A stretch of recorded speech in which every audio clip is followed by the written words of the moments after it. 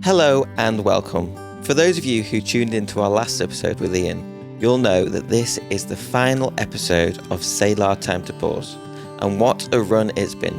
Launched in November 2021, we racked up 460 episodes, 34,000 downloads, and that's not including YouTube, joining listeners from all over the globe, including Norway and Brazil. And we've loved every minute of your company. Now, I'm coming at you from after we recorded the main episode today because I wanted to tell you about what's coming next. As we sign off this chapter of Selah Time to Pause, they're letting Gracie and I loose on a brand new podcast of our own, continuing to ask the question, so what, but with a unique twist. So watch this space and head over to our YouTube, youtube.com/@pulsecheckin, as we invite you to join us in being the first subscribers. And the link will also be in the description below.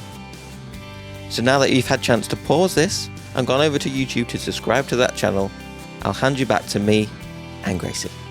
Welcome. Hello Gracie, how are you? I'm alright, Sam. I was just stunned by your facts. Thanks, I was stunned as well. But we also have a message from Elizabeth, the founder of So What. She said, when we think about the things we've heard that encourage us or challenge us, it's good to ask ourselves and each other the question, so what? What happens after we've seen or heard something? Do we let it challenge us for that particular moment in time, or do we deeply think about how these things can change us or shape us and the way we do things or think going forward? I would agree with everything she just said. Yes, she summed it up in a way that I could never. So thank you for that, Elizabeth. What a time it's been. Play mournful music. Yeah. But it's not all doom and gloom, is it? No, there are things to come which we're in the making. Who knows what they will be? We know what they will be, kind of. We kind of do. Yes. We're excited about it. Mm-hmm. We're very excited about it. But I guess this moment it's important to take time to, ask so what. Mm-hmm. About so what. I will stop and breathe in your presence. Just breathe.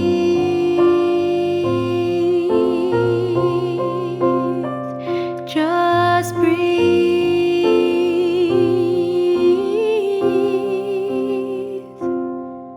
On a lighter note, Gracie, have you got any jokes for us? You'll be surprised to hear that I have one or two.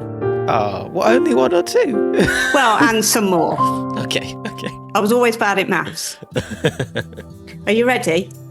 The final so what joke spot. Oh yeah, I'm more than ready. And then I've got a random fact as well to throw in there. Oh. That I kind of learned. Okay. In no particular order. What do you call a man with rubber toes? I don't know. Tony. No, that's without shins. Oh, sorry. But what do you call a man with rubber toes? I don't know. What do you call a man with rubber toes? Roberto. Oh, yeah, I like it. I like that one. Right. Now, you've got to take this seriously, this one, Sam, because this is a serious thing, right? I want my ashes to be put inside a record. And that is my vinyl request. Oh, very. Is that on record? Is that what you want to happen? Oh dear, you took it one step too far. Did you know that the king is only 15 centimetres in height, but he makes a perfect ruler? Very good. I was like, Charlie. Now, I bet you didn't know this, that I mixed in these circles, but I've got a friend who's got a butler, but his left arm is missing. Serves him right. Did you get it? Serves. I do get it. I don't know what I was thinking about. I was like, You're overthinking it. I am overthinking it. Like, I got it. I think maybe, perhaps I stumped you by the fact that I, mixed in those kind of circles with my friends. Or butler. I mean, it doesn't surprise me. You're a very, very classy lady, so. Well, thank you for that. We'll keep that in. But I've also got some sad news. Oh no, more sad news. On the work front. Okay. I got sacked from working in the ice cream factory because I couldn't work Sundays. Oh, that's so sad. Again, my brain was too busy thinking about other things. It was sad. You were thinking, you've been sacked from your job. You didn't know about the job in the first place. The podcast finished. It's just not good, is it? She wants her ashes put into a record. So what? What have we learnt this month, and how has our month's been? What's going on with you, Gracie? How's it going? It's going okay. Mm-hmm. We're over halfway through. Mm-hmm. What I consider to be the hardest month in the entire year. But halfway through it, still here. At the time of recording, not the time that I listen. Yes, you might be listening to this on Pancake Day. Mm-hmm. If so, happy Pancake Day. So yes, October to be specific is the difficult month. But we're over halfway through, which is good. I did learn, this is a bit random, but I did learn something though this month, other than a life lesson. Mm-hmm.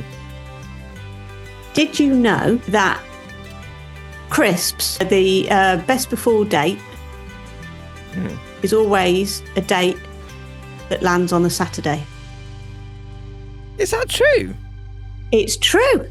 I mean, that has blown my mind. That I don't know why it has.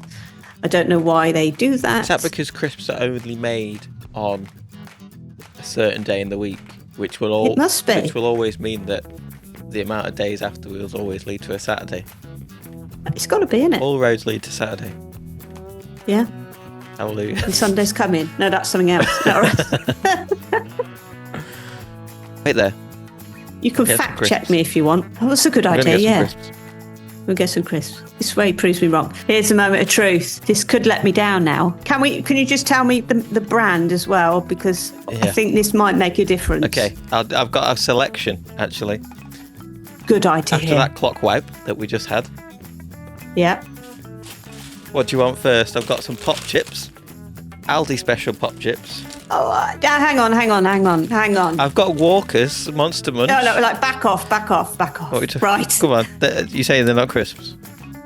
They are not crisps. Okay, well. They are one of those annoying alternatives, they say, to crisps. Okay. If the date is a Saturday, I'm saying they are crisps. Controversial. Well, they go out of date soon, actually. I need to eat them. On Saturday. That's before the 23rd of November, 2024. Check the diary. Yeah, you check the diary. It's a Saturday. It's a Saturday. Pop chips, crisps. I've got hula hoops puffed. Yeah, even they're a stretch. Right, yeah, air. Yeah, I agree. These aren't mine. 22nd of February, 2025. Oh, we're on to another year. 22nd. Yep. I'm telling you, it's a Saturday. Get lost. That's a Saturday. We've got Monster Munch. Are these crisps? They're crisps. Proper the crisps. 4th of January, 2025. It's a Saturday. What is this? I've also got... I'm learning... these crisps must have been in my cupboard for a while because they'll go out of date really soon. What are they? They got faces on. These are bunny... That's some kind of torture. Tesco's Bunny Bites. Right, okay. Not sponsor any of these crisps. 28th of December 2024. It's a Saturday. Oh my goodness. I love this. This has been the best episode so far. I love it. You know when we say so what? So what? When you ask so what, that's a so what moment, There you isn't it? go. This is what you guys have been waiting for this whole time. Yeah, it's built towards that fact. Right. I think we should end there. That it's not getting better than That's that. right, yeah. That's Nice to see you, Sam. That's it. So what? Done. But how are you anyway? How after that? I'm fine, yeah. So that kind of lesson learned in the month was quite significant. I also had a significant thing happen this week where I met a friend who I hadn't seen for 29 years, and it was amazing. It was such a joyful moment, and wow, nice. it still makes me. And I think it will for a while. makes me smile just thinking about it. And yeah, so that was really, really good. Really good. And the last time I saw him, in fact, I think he might be listening to this. He said he was going to listen to this episode. The last time I saw him, we were on this like mad bonkers project in Southeast Asia. Right. And it was a project where it was loads of young people from 50 different countries. So I was representing UK. 50 different countries all met together in Southeast Asia, and then we travelled around Southeast Asia and did all these concerts and worked in communities and stuff like that with World Vision. It's still today, there's things I think, I can't believe we did that.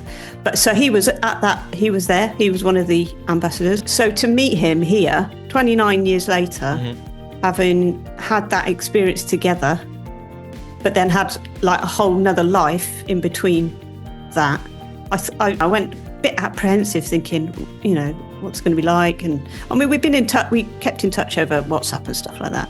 But it was like, I saw him last week. It was like he was... I love that. I love it. Yeah. And there was something just very special being in the company of somebody who knew what that mad time was like. And we didn't necessarily talk about it loads, but it was just really special. And it's, encouraging, and it just makes you realise that, you know, you get different people in your life, don't you? Some come and go, some are there for a season or whatever, and then others, they're still there no matter what, which is brilliant, isn't it? Yeah, I love when you meet up with an old friend and it's like nothing ever changed.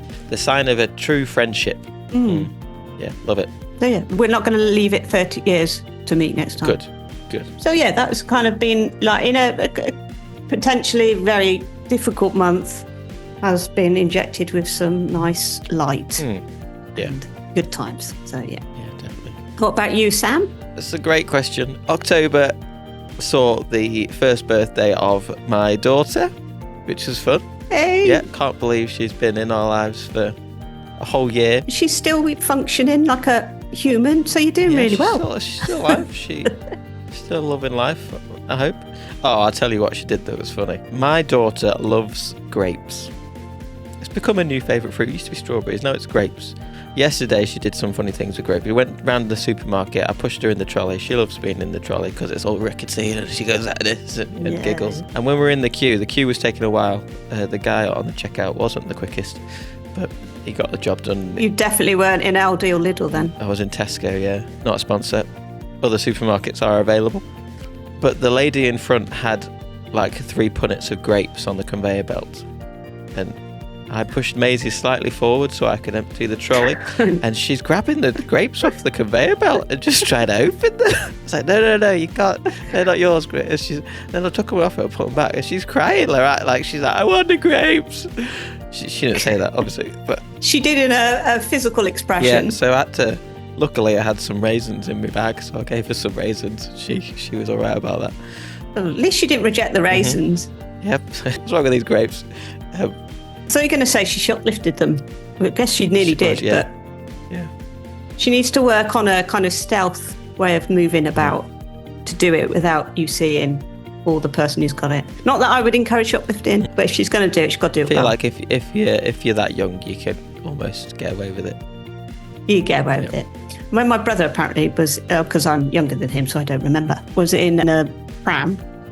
My mum got home and he'd stolen a turnip from the fruit and veg man. Why? It's not even useful. No, it's not even something you can eat. But no, I mean like... What do you do with the turnip? We're going to be crashing into Harvest in a minute, and I don't want to go there. We all know how much you love Harvest. Speaking of Harvest, we were talking pre-recording about our favourite episodes so far of Selah Time to Pause. Would you like to share your favourite episode or most embarrassing episode? You throw me under the tractor there. It's all right. No, but there is one episode I'm particularly ashamed about and embarrassed, and I seek forgiveness. Okay. It's the one, I think it's one of my earliest ones as well, so I am amazed I'm still here, wittering on a year later. Give me a for looking it was up about, above. I'm just trying to find it. Go on. Sorry. It was the episode where I basically tore strips off a harvest because I don't like it. I'm going. I've got to be honest, haven't I? I still don't like it. A year on. I mean, you're allowed to not like. If you don't like it, you don't like it. It's just dull, isn't it? It's. I won't go. I don't want to go there. Pull me back. Okay. I'll come away from the edge. But yes, so that's the one I probably. Harvest, Hoovers and Brains. That was the title of that episode. Oh, can you remember what the Hoovers and the Brains bit was about? It's got a lovely thumbnail of some people in a wheat field that's been harvested, hoovering it up. I think the Brains bit was when we were talking about. Oh, I remember. Yeah, we were talking about mental well-being and how the brain works. That's what you were talking to us. Yeah, I can't remember what the Hoovers was about. Maybe it was a joke that you said.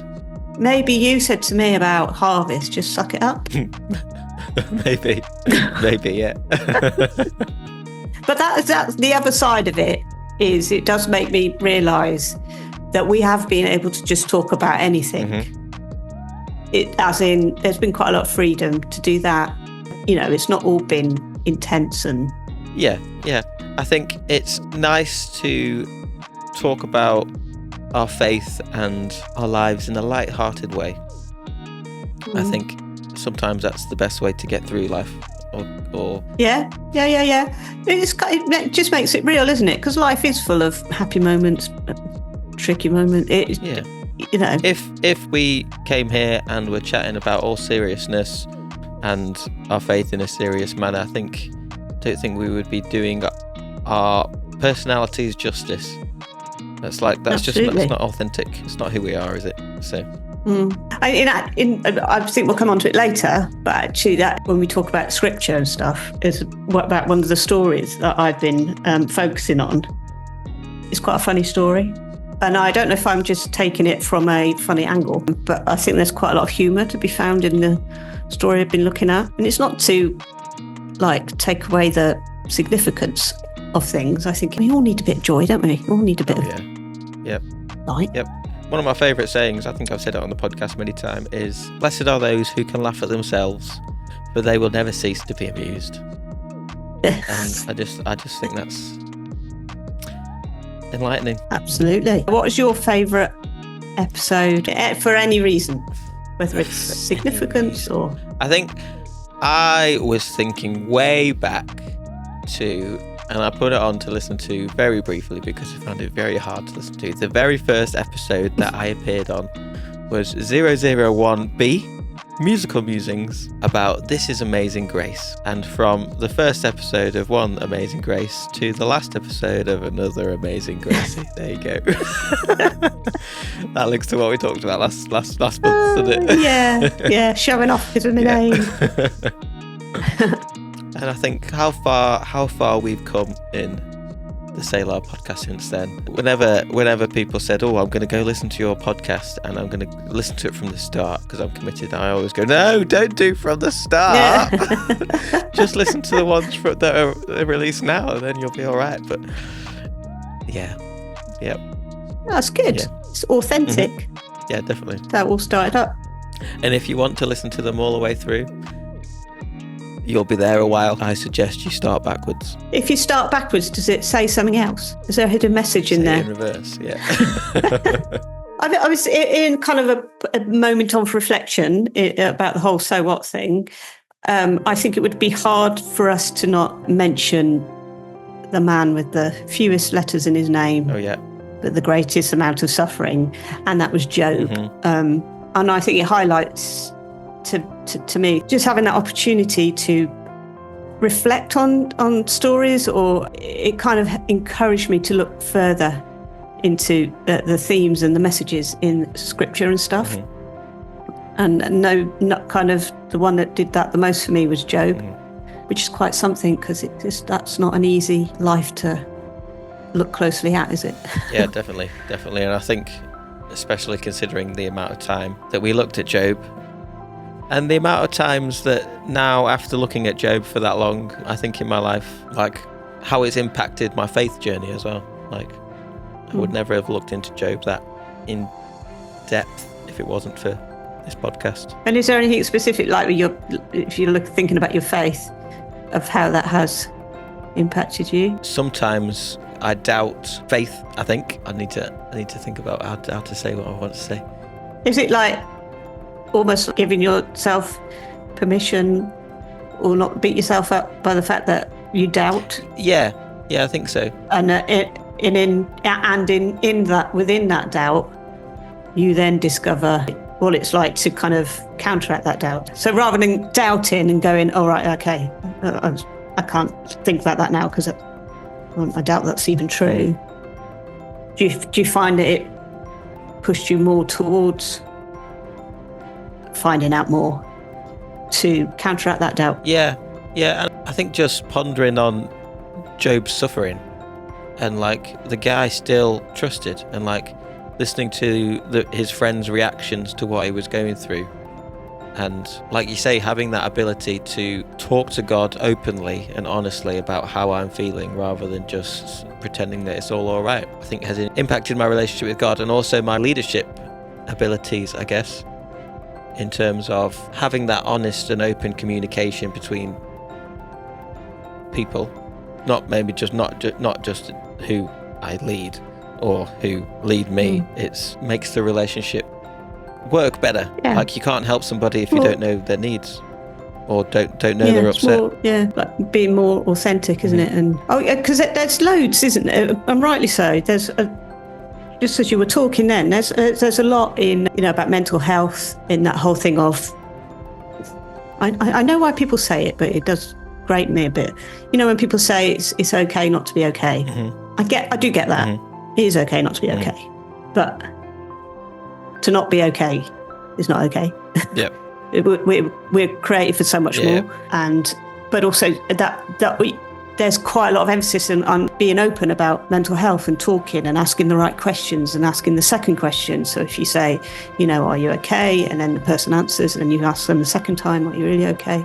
And it's encouraging that conversation. So I think as humans, we generally find it quite difficult to talk, because we've now found ourselves in this position where we are trying to encourage people to talk more. And I think the same could be said in terms of knowing how to talk to God and being open and honest, and saying to him when it's really tough, when you're scared, when you're anxious. And just what I was thinking then, how many of us maybe hold back from being honest and being open. Yeah, definitely. And because at the same time as being honest and open with God about how you're feeling, I've been thinking a lot about worship leading as well recently. Because even when I'm annoyed about something, or having that ability like Job did to still trust God and worship God and ask those questions at the same time is not easy. But through the worship and praise for God and knowing that he's holding you and got you, and what's the thing you always say, there's a time for, I can't remember what it is, that like this will pass. That's the one, this will pass, and still worshipping through that, which I find really encouraging. You've got a Bible verse, you've got a Bible reflection, haven't you, for us, Gracie? Bible reflection of the month. We'll rename it for the final episode. Bible reflection. It's kind of a progression on when we were talking in the last episode about the miracle and the things instantly changing and stuff, but also in terms of what I'm continuing to try and pray for. I'm pursuing it. I'm persevering with it. I've not seen any physical results yet, but I do have the faith to believe that it's God's doing something. And also, this is a Bible story that it just makes me laugh. Okay. Not the whole thing doesn't make me laugh, but there are bits of it that make me laugh. And it's when Peter is freed from jail. And so the first thing that struck me about the reading was just before Peter is released from prison, his mate had had his head chopped off. Yeah. So Peter knew he was in prison because the church basically was being persecuted by Herod, right? And part of that persecution was his mate had his head cut off. He then finds himself in prison. And I know go with me on this. This bit's not the funny bit. All right. So he knows he's in trouble. There's only one outcome possible, right? No, he's going to get his head chopped off. And right. He's going to get his head chopped off. Yeah. Right. And knowing that, right, that is imminent. Is that the right word? Imminent. He goes into a deep sleep. He's in a deep, peaceful sleep, right? And not only is he in a deep sleep in prison, probably going to have quite a traumatic following day, he's got guards with him, next to him, right? So it's not just his mind that must have been troubled. Physically, it must have been quite intimidating trying to get to sleep with these two guards. But he goes into a deep sleep. And I was thinking, blimey, because on a personal level, I haven't slept since 1995. It's a real big issue, but, I'm dealing with it. And to be able to sleep with all that going on, that has to be a God thing, right? It can't, unless he is like a machine and can just fall asleep like that. But whilst he was sleeping, so not only that I was struck by the fact that he was sleeping, whilst he was sleeping, God was still working, because his mates in town were praying. So that whilst they were praying, he was able to get some good sleep, which again, to me, that proves that God was working. But not necessarily did he notice it at the time. He probably wouldn't have seen it at the time. So then he's in this deep sleep. Then an angel comes along and he strikes him on his side. Bit of a rude awakening, isn't it? Get struck by something.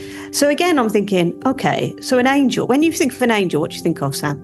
What characteristics? What word would protective, you use?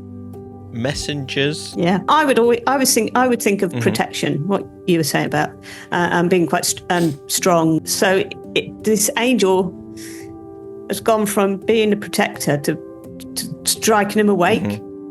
That's quite a violent, not a violent, but that's quite a physical thing, isn't it? And in that moment when he's struck awake, he still doesn't know what's going on. But the angel says, you've got to get up and get out. Like when you first when I first wake up, I need a minute. Yeah, you need a moment, don't you, to get your bearings. Was that a dream? Was that not? And aside, last night I dreamt about recycling. I'm happy with that. Anyway, so he strikes him awake. He doesn't know what's going on. Still doesn't know. He tells him, you've got to get dressed, got to get out. He doesn't question it. He knows he has to get out at that point. Yeah, because he's in prison, isn't he? Yeah. So if you're in prison, maybe it worked out better. Like if you're in prison, you've just been asleep, you suddenly wake up and someone says you've got to get out. Maybe in that weird state, I'd be like, "You're all right then," and I wouldn't think. Yeah, it could be. Hang on a sec, I'm in prison. I can't get out, because that's like me processing it. Like I wouldn't be able to process it. I'd just be like, "All right, okay," and go. I don't know if that's just me. Yeah. Possibly. Yeah. So he doesn't question it. You go, I kind of see God working in all these things, but he still doesn't recognise that God's working, because he's in it and he's experiencing it, but he doesn't recognise like the miracle that's happening right in front of him. And then it becomes the funny bit in my eyes anyway. So he comes away, and then this is another instantly. Do you remember I said to you I went through the Bible and marked off when something happened instantly or all of a sudden? So they went out into the city. So he, broke them out of prison, away from the guards and all that. They went out into the city and were walking down a narrow street when all of a sudden the angel disappeared. And that's when Peter realised that he wasn't having a dream. And he said to himself, this is really happening. The Lord sent his angel to rescue me from the clutches of Herod and from what the Jewish leaders planned to do with me. It's only then that he realises, right, even though he's been in it, he's been in the middle of this kind of miracle, he hasn't seen it yet. Right? So then he goes to the home of Mary, where they are busy praying. He knocks on the door. I'm paraphrasing it.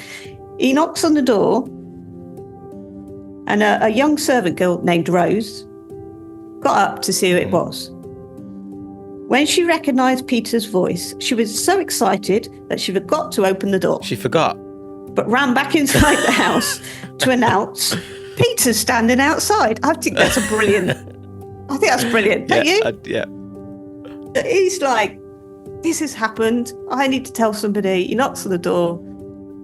She's like, oh, my life is in. Anyway, they say, so they're still praying upstairs. So she says, Peter is standing outside. And they say, are you crazy? But when she kept insisting, they answered, well, it must be his angel. They still didn't believe it. So the thing that they were busy praying for was on the doorstep, but they didn't recognise it. They didn't see it. And it says here, meanwhile, Peter was still outside knocking on the door. When they finally opened it, they were shocked to find Peter standing there. And then it goes on to say that he explained what happened. And I just think that little bit of comedy in there is brilliant. And it's just mad, isn't it? The whole situation is mad. But that whole thing that you're praying for something, you're really earnestly praying for something. And sometimes we've already experienced the answer, or we've already experienced the miracle, but we don't necessarily see it or recognise it. And I think on a personal level, when I'm praying about this big thing, or I'm trying to get through this very difficult month, when I take a moment to stop, almost like to stop praying. I hope that doesn't sound dodgy, but to stop, to listen, to look, I notice and I recognise what God has done and what He continues to do, and it is miraculous. Because I've got to say, Sam, if I didn't have God protecting me and leading me on, I wouldn't be here. I would not be here.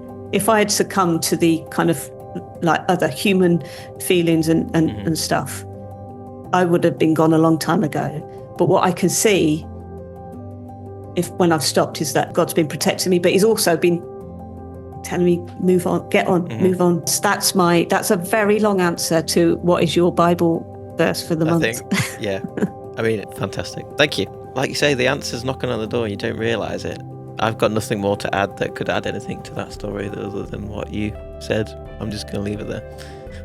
Well, no, just drawing that bit out of, it's knocking on the door. We don't always see. Like you could be asking for something, and because the answer is, I think you said this before, the answer's not quite what you wanted. You're like, that's not the answer. But in reality, it could be the answer.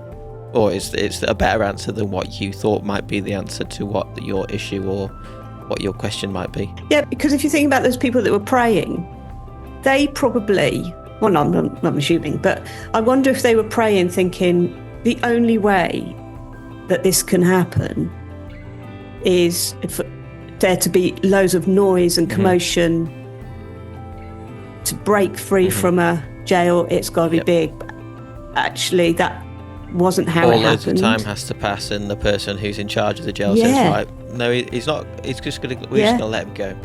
But yeah, God works beyond what human minds can fathom, I guess. So don't think you know all the answers. Sometimes just let it be. There is that. It's a bit of a cliche, but it's quite helpful. That phrase of, I don't know how, but I do know who, as in, I don't know how this is going to work out, but I do know who I have faith in to work it out. And it's, being confident in who you know rather than in the workings of it and how it's going to work. Definitely. And God will often do it in a completely different way to what we expect. Yeah. On that thought, do you have any prayer requests? Let's do prayer requests. Well, do you have one? Do you want to go first for change? I think, having thought about it, got a number of prayer requests, I guess.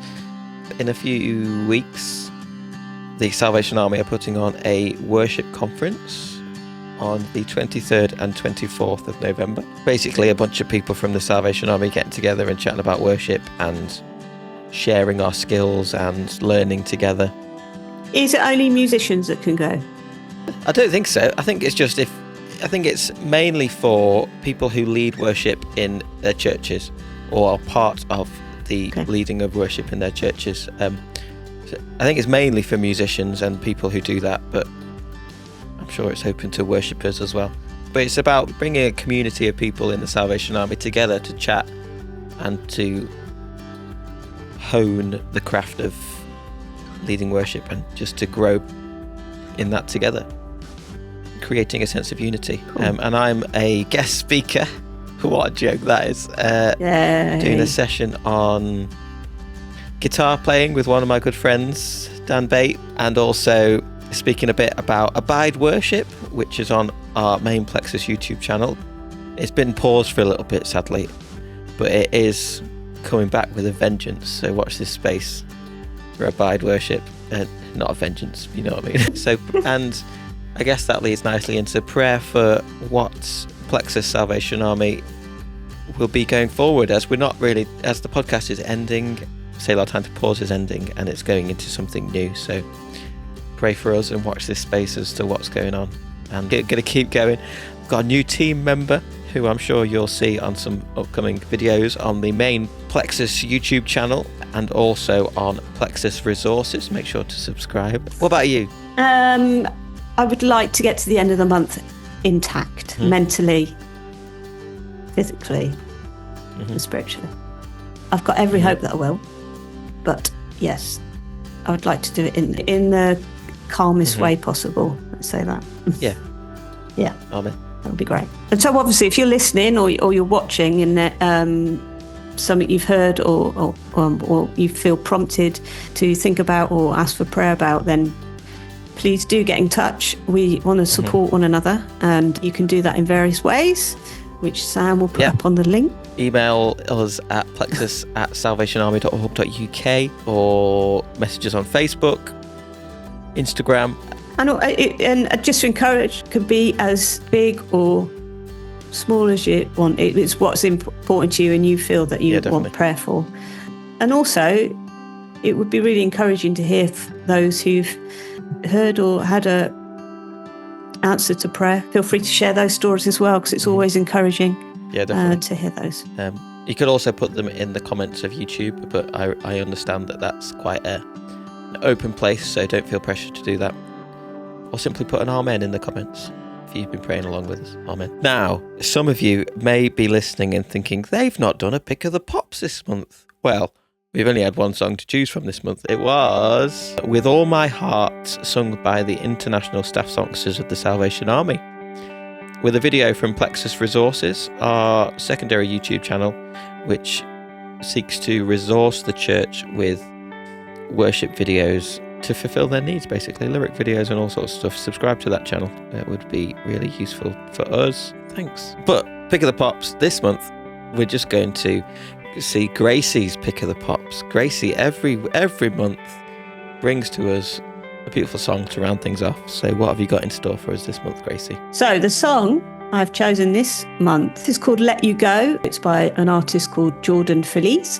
And it basically, in a few words, covers a big area of faith. And it basically says about no matter what you go through, God is right there. He is never, ever going to let you go.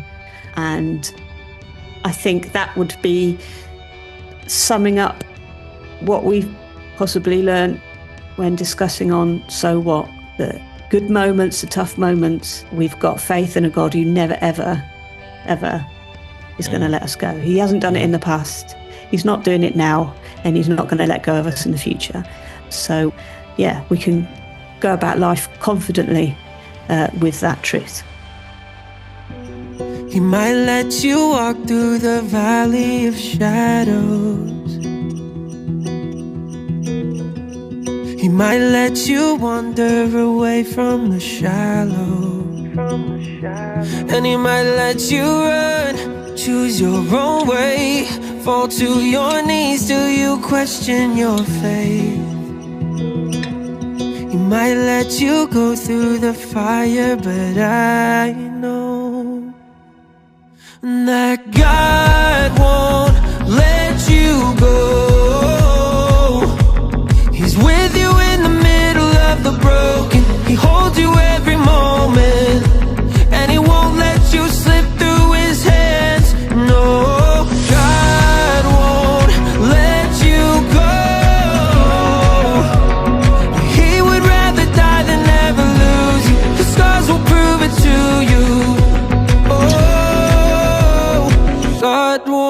let you go. Whatever you're facing, he'll never forsake you.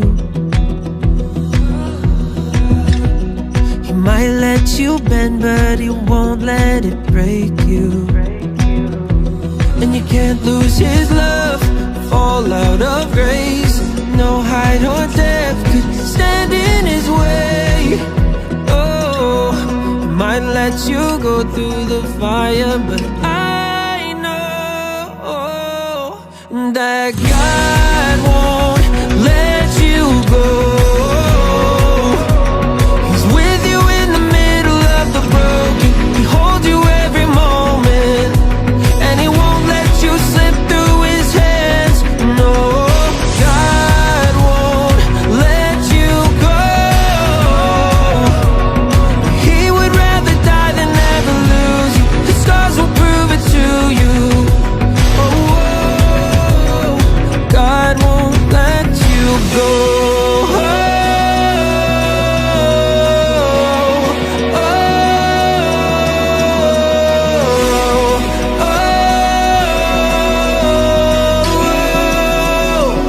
You're not on your own.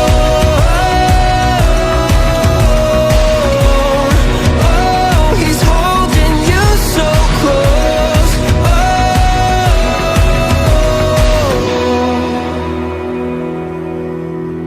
no, God won't let you go. He's with you in the middle of the broken. He holds you every moment, and he won't let you slip through his hands. No, God won't let you go. He would rather die than ever lose you. His scars will prove it to you. Oh, God won't let you go.